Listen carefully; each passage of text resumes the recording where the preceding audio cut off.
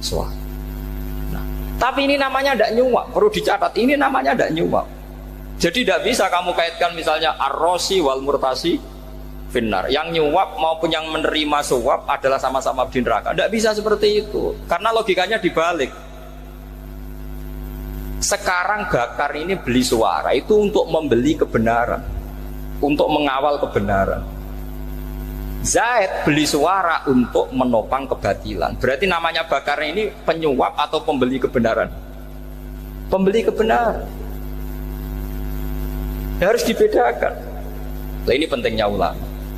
Memang nyatanya seperti itu. Yang dikatakan nyuap, riswah itu adalah membayar uang li'ibtolil haqqi, untuk membatalkan kebenaran atau membenarkan kebatilan. Itu namanya nyuap. Tapi kalau mengeluarkan uang untuk menghakkan barang hak dan membatalkan barang batil, itu namanya. Saya punya contoh sekian kasus, sekian tragedi. Misalnya begini. Saya itu dulu punya teman, dia soleh, bisa baca Fathul Mu'in. Dia itu janggal, bilang sama saya, Gus, tidak biasanya Rasulullah itu agak-agak nyindir orang fakir. Ini kok ada hadis kadal fakru ayakuna kufur, bahwa kefakiran itu mendekati apa?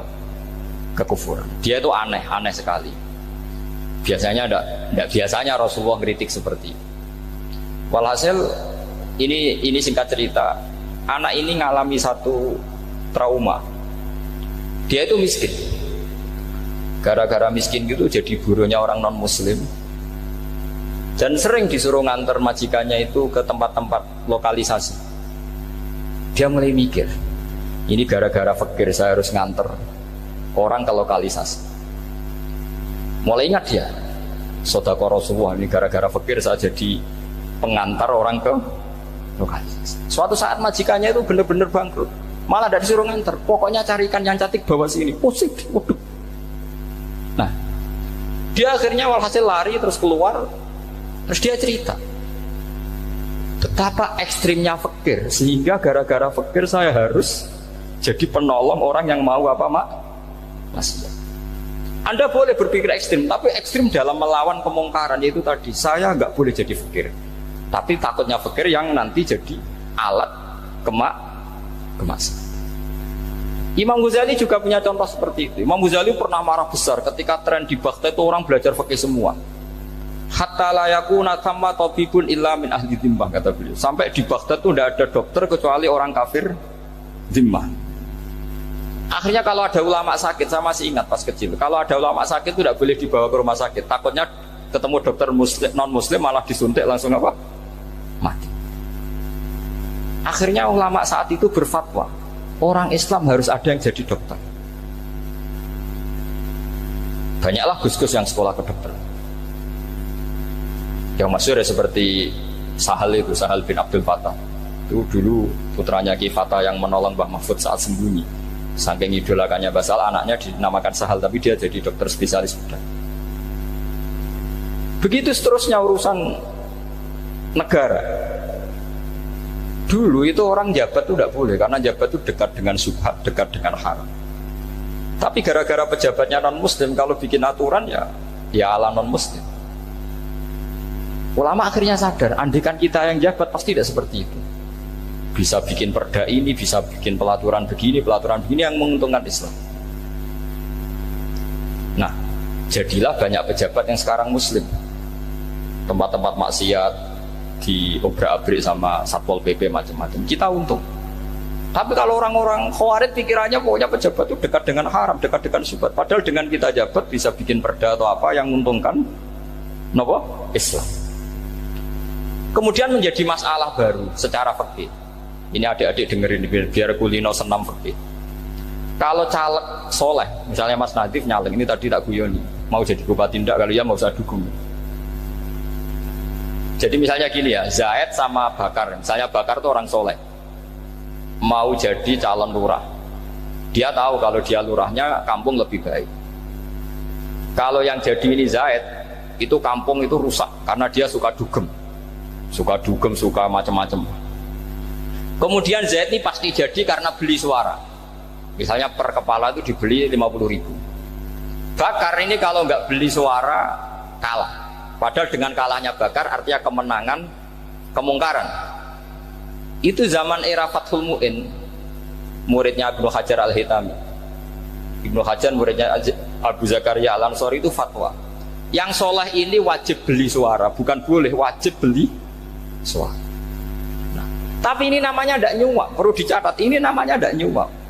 Jadi tidak bisa kamu kaitkan misalnya ar-rosi wal murtasi finnar, yang nyuap maupun yang menerima suap adalah sama-sama di neraka. Tidak bisa seperti itu, karena logikanya dibalik.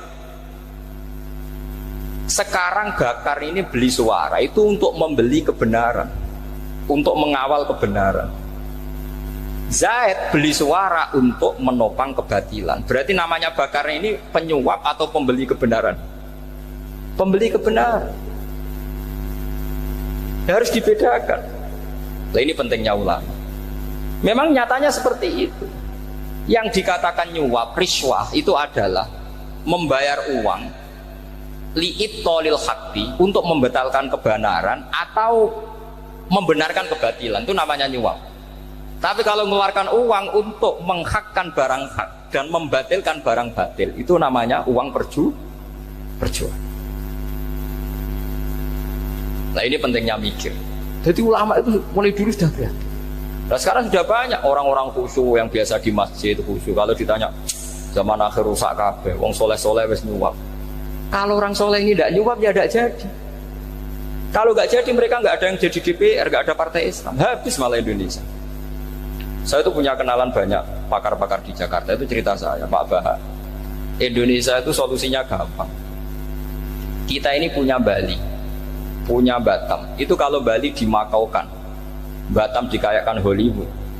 Amerika kaya itu bukan karena hebat, pornografi dijual, tinju di Nevada itu dijual, di Las Vegas dijual, apa saja dijual. Kok tidak kaya itu gimana? Sementara Indonesia mau aur-auran gitu, sukan partai Islam. Sebenarnya Indonesia gampang, kalau ingin kaya Bali itu dikayakan Hollywood atau dikalahkan Makau jadi kota judi, Batam dijadikan kayak Las Vegas. Itu transaksinya pasti triliunan. Orang kamane wong muda dijual, judi dijual, orang tinju dijual. Tapi gara-gara ada partai Islam, nyari rumus solusi ekonomi itu yang tidak seperti itu, akhirnya kangelan, ya, akhirnya rapati suka. Tapi barokah, tetap barokah partai apa? Yang menangnya caleg-calegnya rata-rata ya beli. Kalau tidak beli habis. Saya bukan menghalalkan nyuap, tidak. Kalau nyuap tetap haram ila yaumil qiyamah. Tapi kalau suratul masalah seperti ini kamu mengatakan suap, itu beda. Ini suratul masalah yang tidak ada kaitannya dengan suap. Asal lawannya batil ya, kecuali lawannya sama-sama hak. Dua calon di kampung itu soleh sama soleh. Ini yang soleh bayar nggak boleh, karena siapapun yang jadi soleh itu nggak boleh. Makanya kalau cari musuh yang dolim biar halal ya.